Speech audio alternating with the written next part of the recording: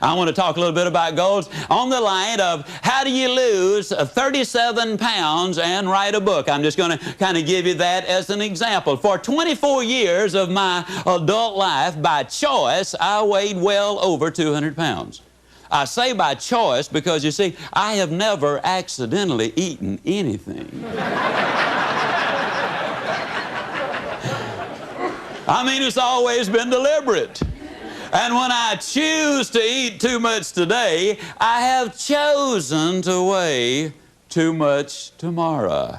You can choose to set goals and realize your potential, or you can choose not to set them. Now, if you choose not to set them, you got to understand that the consequences are not going to be good down the road. For 24 years, I was going to lose that weight. As a matter of fact, in 24 years, I lost several thousand pounds of weight. How many of you already know exactly what I'm talking about?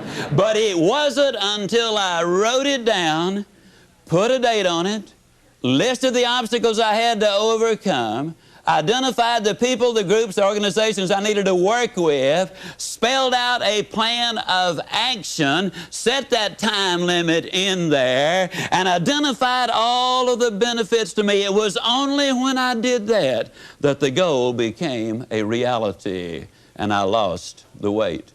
For 10 or 15 years, I was going to write a book. You know anybody who's going to do just a whole lot of things, folks? I was going to write a book. But it wasn't until I got busy writing the book and writing the plans first before the book ever materialized.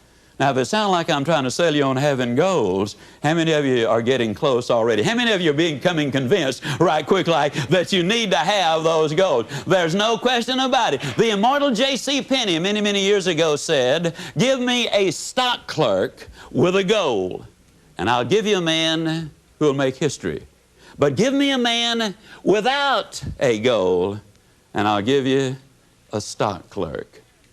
Now, the interesting thing is goals do not care who has them. Let me give you a classic example of the way they work. In 1950, a war-torn, devastated Japan, a nation which had lost an incredibly high percentage of its young men. Their cities were in ruins, they had been bombed out, but in 1950, they got together, they meaning industry and government got together and set a goal. The goal was we're going to be the #1 nation in the world during the 1950s in the production of textiles.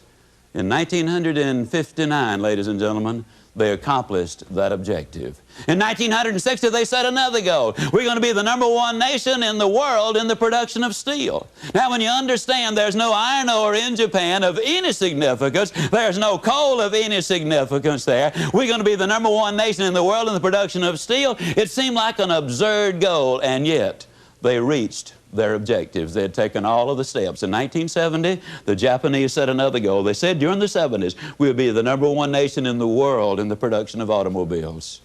They missed it, folks.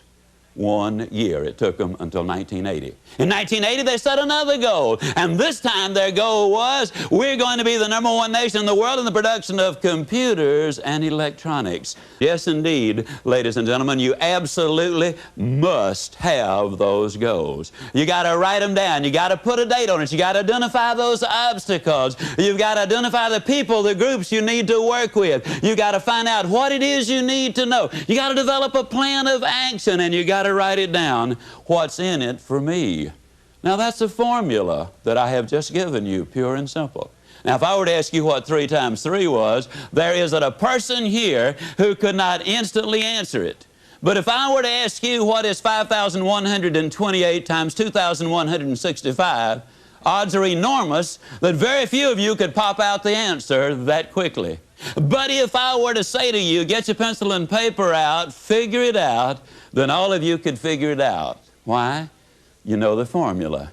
Now, you see, if you know the formula, it really doesn't make any difference, ladies and gentlemen, what the goal really is. When I started to write the book, I took precisely the same steps that I'm talking about. I wrote down the objective. I wrote down the time I completed or expected to complete the book. I identified the obstacles there. And yes, I know this is repetitious. It's the mother of learning. I wrote out and identified the people, the groups, the organizations I needed to work with. I devised a plan of action to do it. I spelled out what I needed to know, and I wrote it all down, what's in it for me.